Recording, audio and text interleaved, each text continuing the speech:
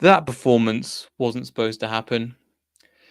Leicester, Leicester 1, Liverpool 2. I mean, what do we say about that performance? Just the thing is, there will be some people that will come out and go, we've played well. We've played well in parts of the game. I'll bring up, I think Charlie might be joining relatively soon to take or get into some of your points. I mean, how on earth do you sum that one up? I mean, Liverpool were there for the taking. Let's be honest. Liverpool were there for us to go and commit, and we didn't. They really were there, and we just didn't take. I was looking through Twitter and looking through other people from Trusted, so Monts and Chris Khan and things. Other people, they were shocking. We'll go back to the beginning again, go into the formation where you're looking at the 4-1-3-2 that we had, and it worked. Let's be honest, but there's so many things. Again, the 4 minutes in, we get that goal from Kingsley Hall. I think, thank God, that's what we needed. We carved through their defense like a knife through butter. Nobody really stopped Dewsbury Hall going forward, and I was thinking, fantastic, get that goal. We should feeling confident about the game. We were winning midfield battles. Wilfred and Diddy doing really well. Samore had an okayish game. Kingsley Hall had a good game as well. But we're looking at it and going, what the hell are we doing at times? I mean, Liverpool looked really, really poor, especially defensively. And did we capitalise on it enough? No. We genuinely didn't really put our mark on it and go, right, we're going to drive through and put enough of it. Basic mistakes. Hopefully, and potentially, we'll have somebody coming on the stream later. But one thing I wanted to show you from Charlie as well. So this tweet that he put in, because one of my main concerns is just how many players we have that who are technically inept. Given that we are always saying almost 4 years into Rodgers' tenure, we build possession, and in terms of the players we have, I think he makes a bloody good point in terms of what are we trying to achieve. We should have put that game to bed. Okay, we'll talk about Fast and the 2 goals, and we will get onto that, but we should have done better. Liverpool were there for the taking, and Liverpool fans will tell you that. They will go, what a terrible piece of football that was, and nothing ever came to it. We will talk about some of the other players that we've got, but speaking of somebody who's tweet I just brought up, I'll bring him up as actually on stream at the moment. Charlie, yeah, I just brought up your tactically inept tweet as well. So, how are you thinking? How are you feeling after the game?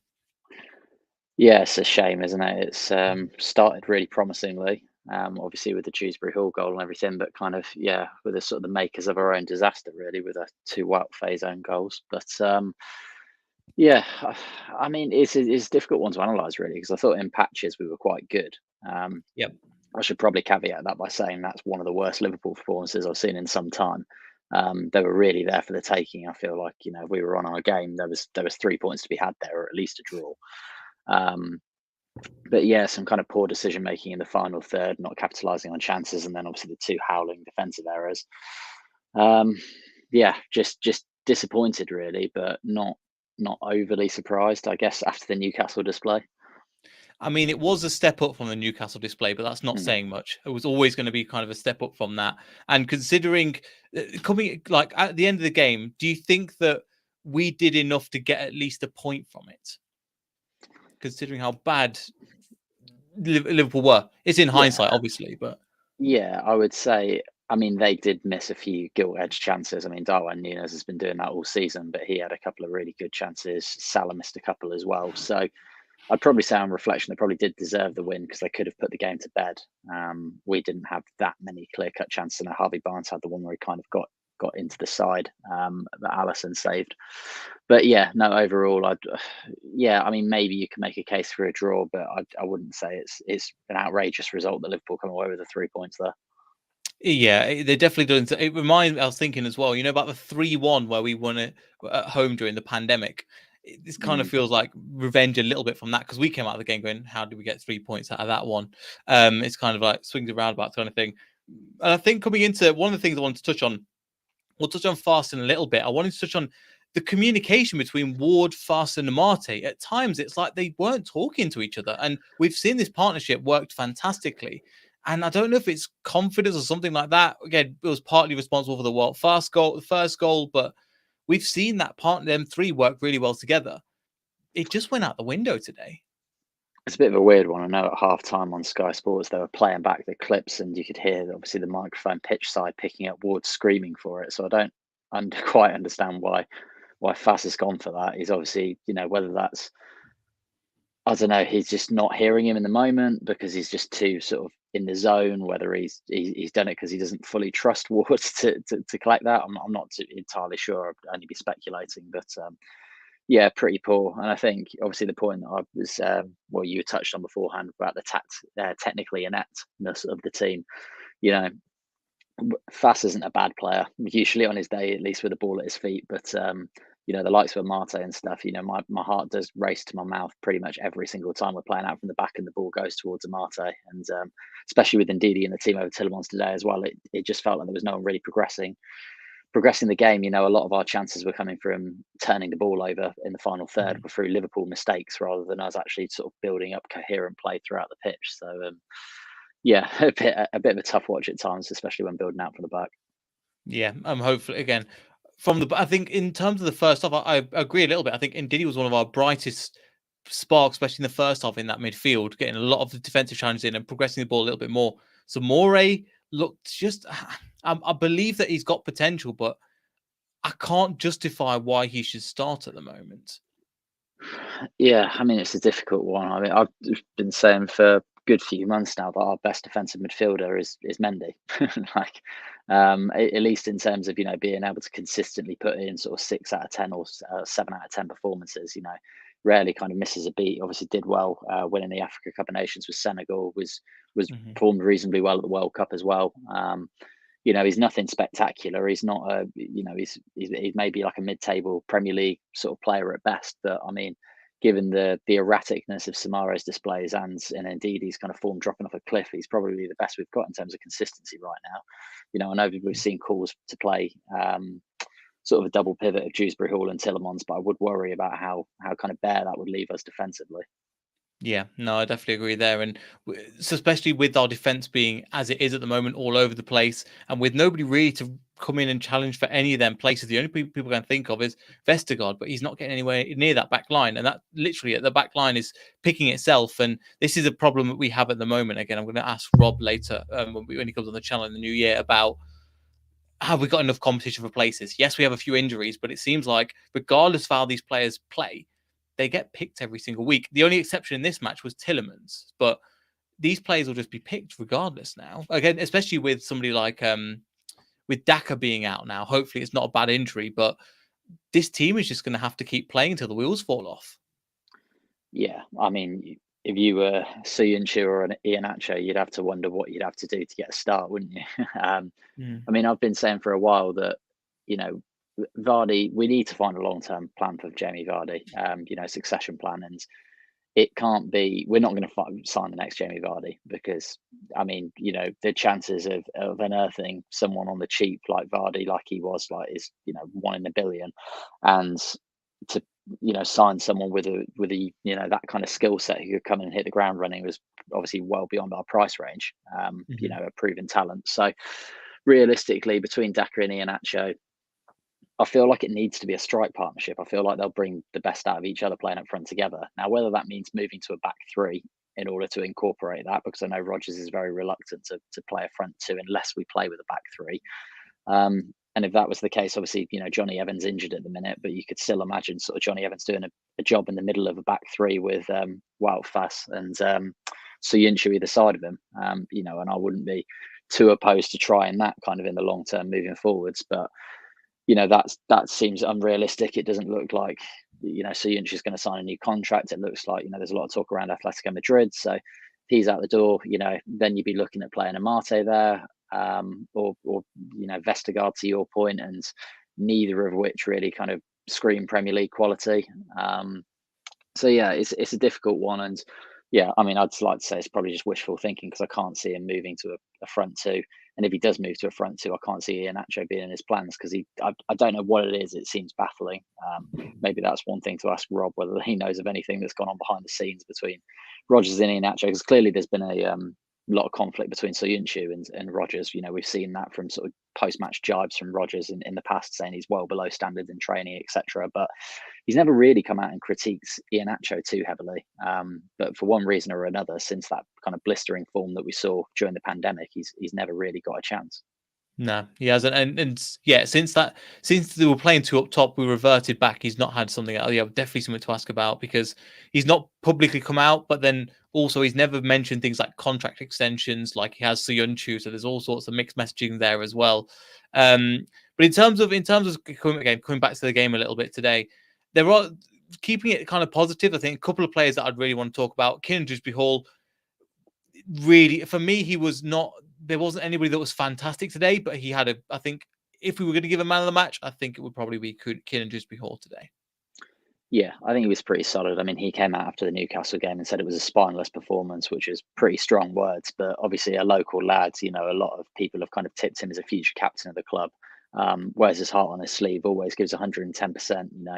You can maybe critique him at times, for whether it's giving the ball away or doing something, from a technical standpoint. But certainly his effort, levels are always there. And maybe he got slightly lucky with the finish, kind of hitting the ball into the ground and then seeing that go over Allison. But yeah, ran himself into the ground again today. Played really well. Could have had a second if he managed to get that free header on target that went wide. But yeah, no real complaints from Dewsbury Hall. It's kind of just feels just like he needs players around him ticking because if you've got 11 players that are running themselves into the ground but aren't that technically gifted, at least there's something for the fans to get behind there and really get up for it. But when you've kind of got this, half the players look like they're really trying, the other half kind of look like they're just sort of coasting through games, and couple that with like a lack of technique as well, it's difficult. Yeah, it really is difficult, and I think one thing as well with some of the players that are playing. So Samori was another one, but another one playing alongside him, picking up those spots on the right hand side. Jose Perez, considering you had James Maddison, Dennis Pratt out, and he's looking like he's going to leave probably this summer, this January or in the summer, Perez. But credit to him, I think he didn't set the world alight, but what he needed to do, I think he did pretty well, getting in good positions defensively, but also on that wing, helping out kind of Castagna and just kind of roaming the spots in a good way again. And I think a lot of the time picking out the passes to the forward players, which I think credit to him, he didn't light up the game, but he was another player where, like I say, he had a competent performance. Yeah, no, I thought Perez was all right. I mean, he's one who I think every Leicester fan, bar Brendan Rodgers, has said that he looks more comfortable in a central position than he does on the wing. Every single time he plays at number 10, he always puts in a decent performance. But tonight I thought he was pretty good. I was pleasantly surprised by his corners. Actually, I've never really seen Perez take corners before, but I thought they were actually pretty decent compared to, well, especially compared to Tillerman's ones against Newcastle, for example. But yeah, I thought kind of when we moved to this 4-3-3 formation with Maddison kind of playing right wing as we have in the past few months, with him kind of playing this sort of inverted role, I've always thought that might suit Perez a bit better because Rodgers seems to like playing him out wide, but when he's hugging the touchline, he often looks very ineffective. But when he kind of has a bit more license to roam inside and pick up the ball centrally, and especially with Castagna kind of on the overlap, offering that width, yeah, I feel like he offers a lot more and he can look dangerous. He's another one. He's not the greatest player in the world. He's never going to be, or probably never going to be one of Leicester's sort of like top 3 or 4 players. But again, he's technically quite sound. He can put in a shift. He's quite savvy in possession. Kind of picks up good spaces and uses the ball reasonably well. So yeah, was quite happy. No complaints from me in terms of what I expected from Perez pre-game to what he delivered. Yeah, exactly. He did it with what we needed, and I definitely agree there. And I think one player we managed to get 30, 40 minutes in without realizing we're talking about him. We have to talk about Walt Faes. I mean, the player that basically lost us the game with the 2 own goals. I mean, what do you say about that, Charlie? I don't know exactly where to start apart from the first goal. Yeah, I mean, I don't want to be too critical of Wout just because I mean he was our only signing in the summer, and he's literally held the back line together at times. He's been a revelation really in terms of coming in and papering over that kind of Fafana sized crack at the back. Led by example, been really aggressive. Decent on the ball. Good defensive, like last ditch tackles and stuff like that. So it's a really disappointing game for him. The first own goal seems to kind of defy the laws of physics. I don't really know how he's ended up getting that into his own net. That seems a lot harder to score. The second one for me is is more calamitous from a technical point of view, because it just seems like I know it's come at him quite quickly, but it seems like quite a simple one to clear away. The first one seems to be a breakdown of communication, like we said, between him and Danny Ward. I don't know what quite he's doing there in terms of looping that into the back of the net. But yeah, like I said, I don't want to be too harsh on him, because he has been brilliant for us this season. He's been one of the few shining lights, but a day to forget for him. Yeah, definitely so. And I think one thing again to give him credit for, obviously after the 2 goals, what was impressive is his ability to stand up and go, right, I'm going to give it a go. Some people would drop their heads and go, right, the game's over now. I'm going to concede a lot more. I think there was one chance him against Nunes where Nunes got the best of him. But apart from that, in the second half, he was pretty steady considering he's conceded 2 own goals. Yeah, I think he's clearly someone who's got leadership qualities. He's someone who's quite mentally strong. He's got the whole cop shouting "shoot" at him every time he's touched the ball in the second half, which I can't imagine is that easy to deal with. And lesser players might have kind of crumbled under the pressure, especially after reflecting on their own performance in the first 45 minutes. But he got through the second half, like you say, like a couple of times. Nunes got the better of him, but I don't think he was did anything particularly wrong or shockingly in the second half. Luke Thomas for me is a bit of a worry, just in terms of his ability. I know Rogers has said we're in the market for a left back in January. Or I think based on the last 2 games at least, that's quite easy to see why. I thought it was Almiron had him in his back pocket the entire game against Newcastle, and then today as well kind of gave away 2 free kicks in quick succession in the first half, and he just looks a little out of his depth.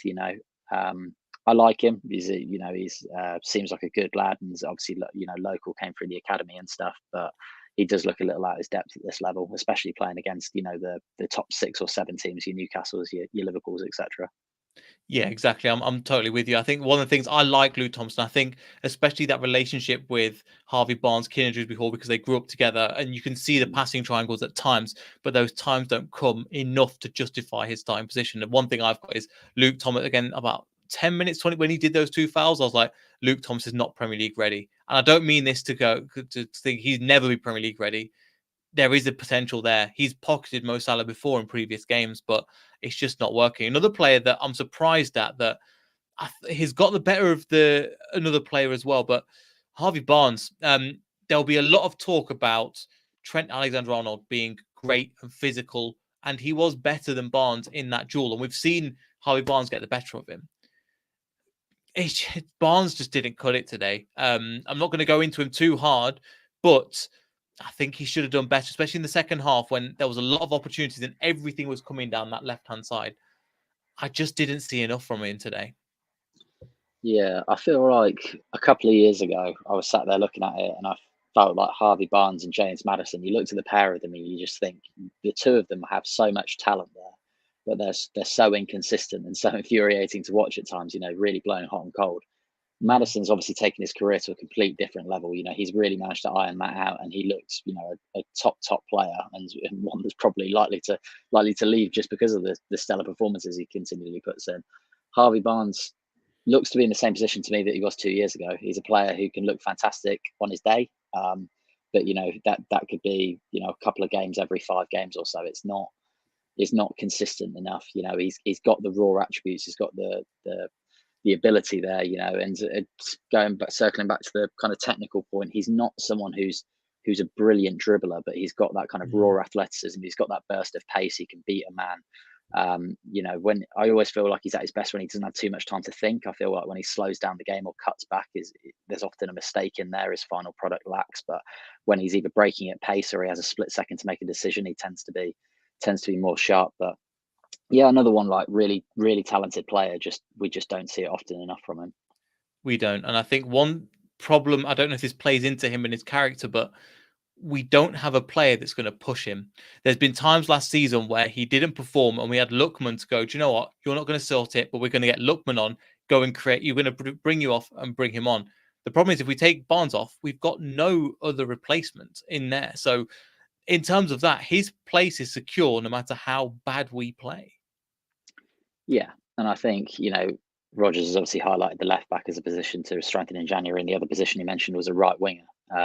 Whether that's bringing in someone like Lookman-esque who can essentially play on the right and the left remains to be seen. But one of the issues that Lookman had was that he was clearly more suited to the left than the right, which led to a sort of interesting dynamic with him and Harvey Barnes. So yeah, whether we dip in the market and manage to get someone to play on the right who can also maybe push Harvey Barnes if Maddison comes in on the right, or however we kind of end up playing, would be interesting to see. But yeah, obviously with Tielemans looking likely to leave in probably not January, but likely to leave on a free in the summer, and there's going to be a lot of bids in for James Maddison with 12 months left on his contract, no doubt, in the summer as well. Central midfield, both kind of from a sort of deeper line playmaker role like Tielemans and a more advanced role like Maddison, have got to be hugely on the priority list in terms of summer transfers. So if we can really nail that left back and winger now, just so it's one less headache to deal with, because I do feel like we're on a course to get a bit of a pile up in the summer. We don't want to be in a position where we get to the summer and Tielemans leaves. We have all the departures, the likes of Söyüncü, Perez, Pratt, etc., kind of all leaving, and then we get Maddison. Perhaps we have to make an uncomfortable decision on Maddison whether to sell him or not, and then you're looking at recruiting 6 or 7 players, 4 or 5 of which have to kind of go straight into the first team. And that is a really tough job for anyone, let alone a head of recruitment that will have been there for less than a year at that point. So I think if we can get 1 or 2 key signings in January, it should make a massive difference and take a bit of pressure off of the summer. I'm hoping so, because again, it's going to be, I think I was listening to Radio Leicester where even Rob Tannen was going, we don't need an evolution, we need a revolution in 2023, because the whole squad pretty much needs to change. So many new fresh faces are going to come in, hit the ground running, and there's a big project. And I think one of the players that you mentioned again is Tielemans. Obviously, he was benched for this game. Obviously, he came on for the last 30 minutes. Didn't really do too much in terms of impacting the game. Did, I think, okay. I think did what he needed to kind of do. Didn't really have any key clinical passes. But what do you think of the reason that he was dropped today from the starting lineup? Because he's the captain of the side, and he's the person that starts every single game if he's fit. Yeah, I mean, I think just based on what Roger said, one, he referenced Liverpool's height, in danger from set pieces. They've scored the joint most set pieces this season. And secondly, obviously, the lack of defensive solidity we saw in the first half against Newcastle. I would imagine those are the 2 main reasons why Ndidi's got that position over him. Just one, for Ndidi's aerial prowess, and 2, to, although we haven't really seen his kind of tackling and kind of out of possession skills really since he got that long-term injury. He is obviously more defensively adept than Yuri, so that's probably why he got the nod. But yeah, I mean, Rodgers has said himself, Yuri is someone who works better when he's in a bit of a cycle, when he's playing sort of 90 minutes week in, week out. So he's not the sort of player who usually just gets thrown on with 25 minutes left and makes a massive difference in a game. He's usually someone that kind of grows and builds his way into the game. So yeah, bit of an odd one. I understand the logic behind not playing Tielemans, but yeah, I mean, you're kind of going to lose something. You put Yuri in there, then yeah, maybe you lose the height and defensive solidity that Tielemans brings, but then you also lose kind of any fluidity in terms of the build up in possession. So it's a catch-22 situation there. Unfortunately, we don't. Samara is meant to be the hybrid between the two, but another one similar to Harvey Barnes that's pretty inconsistent. Yeah, and he's not living up to expectations as well. And I think another player, I've got a lot of point. Oh, no, it is. Danny Ward. We've seen him now for a period of time. He's not going to be he's going to be a player that's suited to number 2, right? I mean, if the ambition is for us to compete for Europe, he's not the right man to take us forward. He will do for the time being, but I don't think he's going to be the right man to go, right, Danny Ward's he's not that. He's got massive boots to fill when Casper left. But something had to change in this one, right? Because Danny Ward, even though he called for it, I was thinking, we do need somebody better. Yeah, I mean, I might cop a bit of flack for this, but there was a lot of praise going around for Ward, obviously, when he's keeping the clean sheets. He did pull off a few good saves here and there, but I feel it was more we were keeping the clean sheets because the defensive structure had improved, and it was almost happening in spite of Danny Ward as opposed to because of Danny Ward we were keeping the clean sheets. That might be quite a harsh take, but yeah, he's clearly not of Premier League quality. I mean, one of the biggest issues I think is his passing out from the back, Rodgers demands a keeper. Schmeichel wasn't brilliant at it, but he was certainly better at it than Danny Ward is. And, every time the ball goes back there, he's expected to sort of play a pass. He either gets it wrong. I mean, we saw it today. Mo Salah scored a goal that was ruled offside where he just hit it against him and gave it away. And you could kind of see the frustration. He was lying on the ground before he realised it was offside. But yeah, he doesn't really command his area. He struggles passing out from the back. He's not a bad number two to have. In a similar vein, I'd probably say Luke Thomas isn't a bad backup left back to have. But in terms of Premier League quality, starting week in week out, not for me. Yeah, no, definitely agree. We've got Jeff here. Go bring Jeff in. How you doing, mate? Just to quickly again, I think a couple of comments in. Again, apologies, you've been flying in with the comments. I've not been able to get to them just because there's so many points to talk about.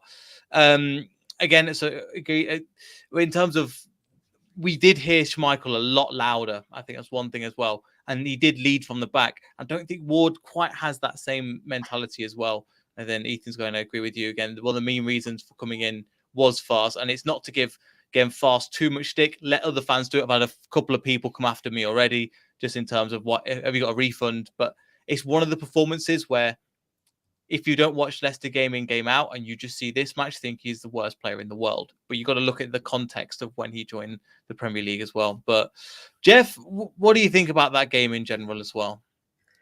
Well, before the match, coming in very, very surprised by the lineup, by the players being picked. Ndidi in, Tielemans out.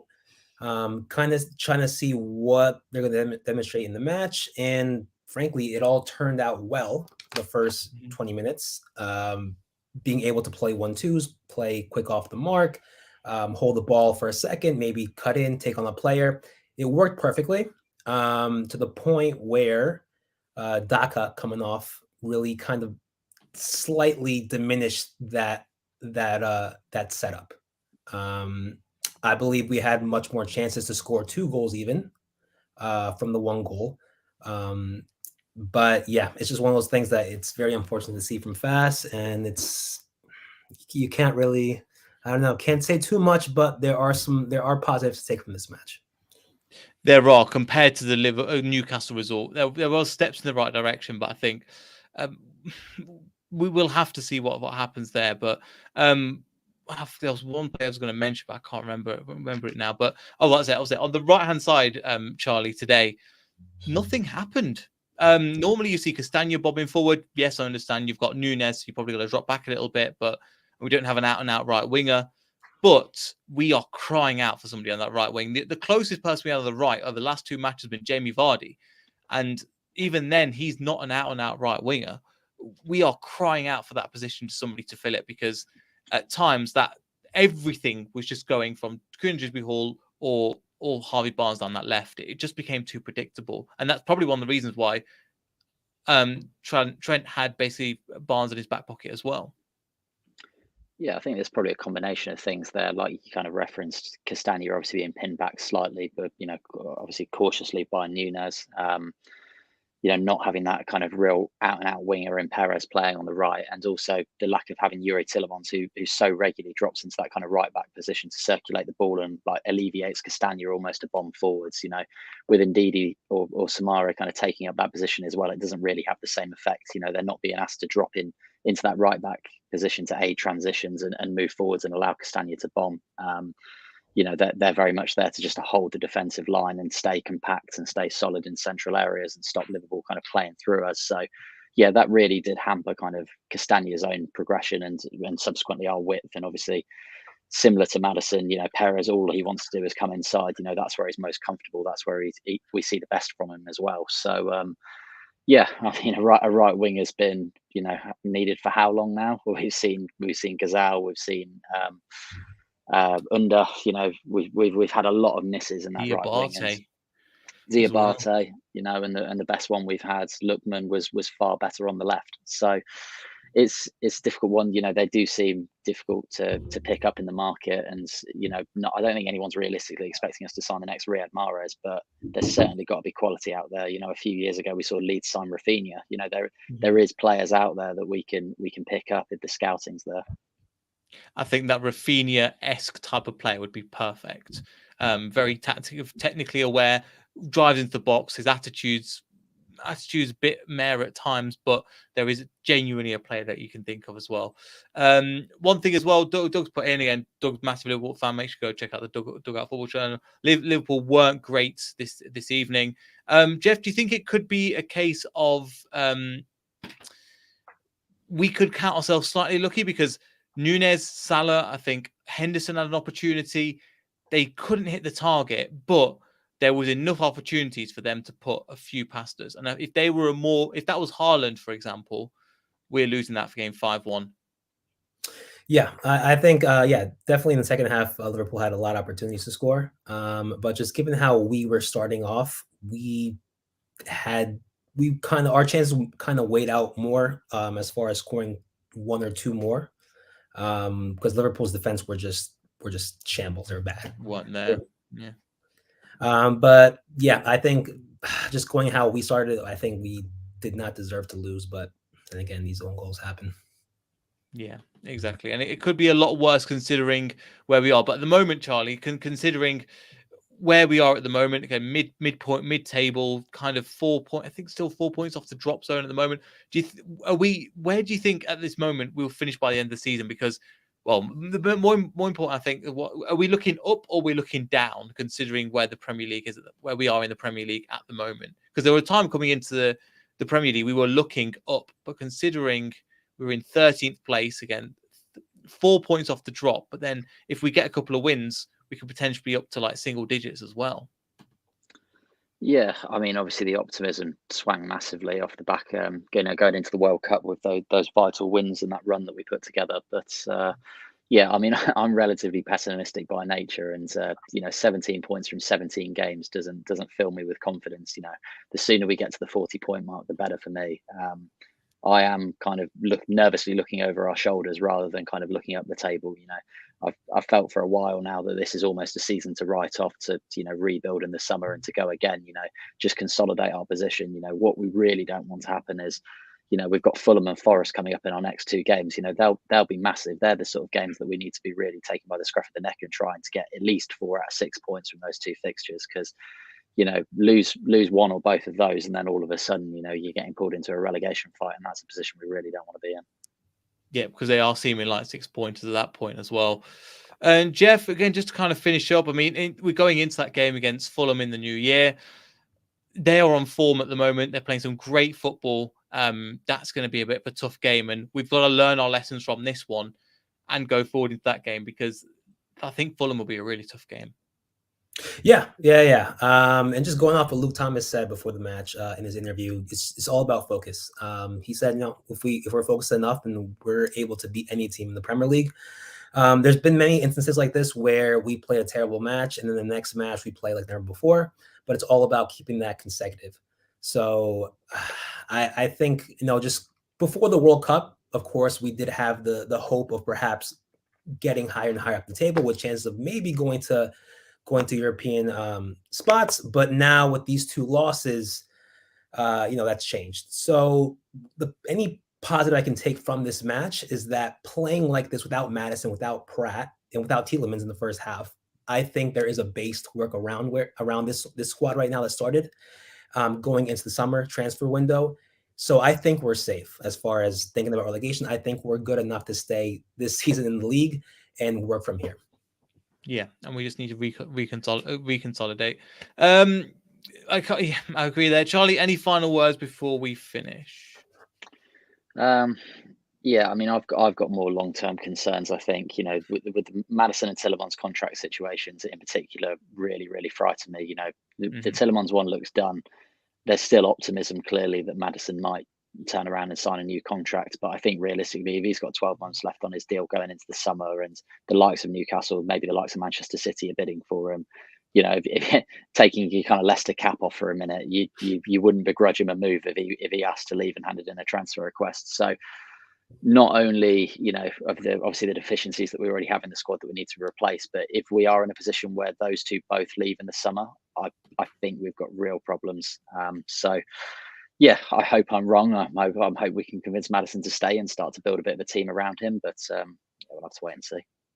We will. And again, it's going to be, and as part of, as we were saying as well, we're looking at the relegation zone. This is not, these players want to go for Champions League, want to go for Europa League. They want to go for these European competitions.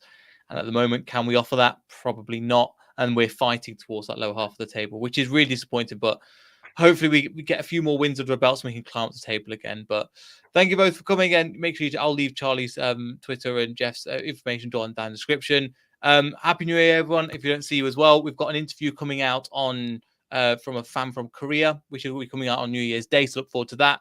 Apart from that, see you all then, and see you in the new year. Goodbye.